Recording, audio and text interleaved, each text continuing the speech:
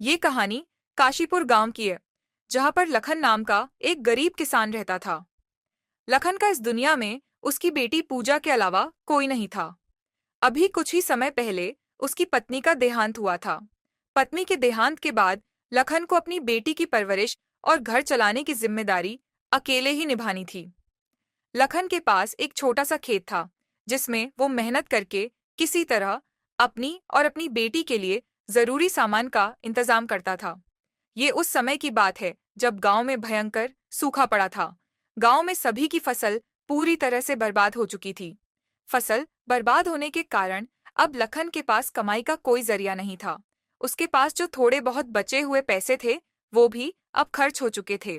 पैसों की परेशानी होने के कारण उसने कुछ समय से पूजा की स्कूल की फीस भी नहीं भरी होती है। इसी चिंता में लखन घर के बिस्तर पर परेशान अवस्था में बैठा हुआ होता है। ऐसे परेशान बैठे देख उसकी बेटी पूजा वहां पर आती है। क्या हुआ पिताजी? आज आप बहुत परेशान दिख रहे हो। कोई परेशानी है क्या? कुछ नहीं बेटी, बस तुम तो जानती ही हो कि इस साल सूखा पड़ने के कारण हमारी सारी फसल खराब हो चुकी है और मेरे पास थोड़े बहुत पैसे थे, वो भी खत्म होने को है। इसीलिए अगली फसल तक घर किस तरह चलाए, ये चिंता मुझे खाए जा रही है।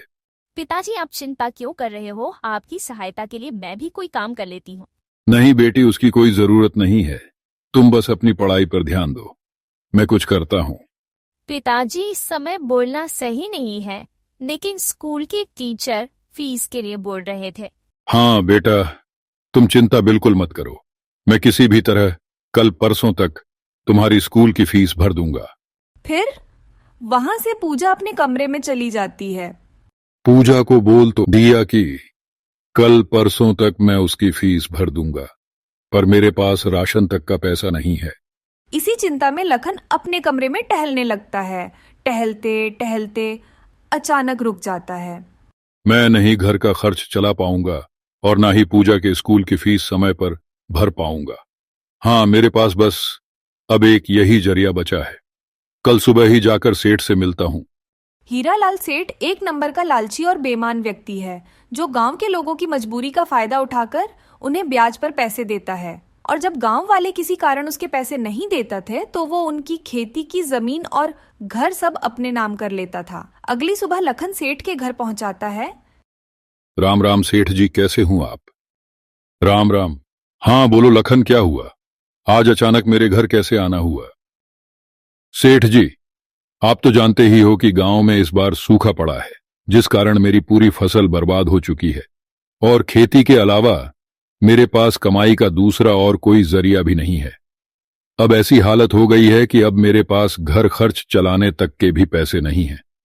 बच्चे हैं, इसीलिए आपके पास आया हूं, ताकि आप मुझे कुछ पैसे दे देते तो बहुत अच्छा होता। मैं धीरे धीरे आपके सारे पैसे चुका दूंगा। देखो भाई लखन, मैं तुमको पैसे तो दे दूंगा, लेकिन तुम तो मेरे बारे में जानते हो कि मैं वादे का कितना पक्का हूं। अगर तुमने सही समय पर मेरे पैसे नहीं लौटाए तो मैं तुम्हारा घर और तुम्हारी जमीन दोनों ही अपने नाम कर लूंगा। हीरालाल की बात सुनकर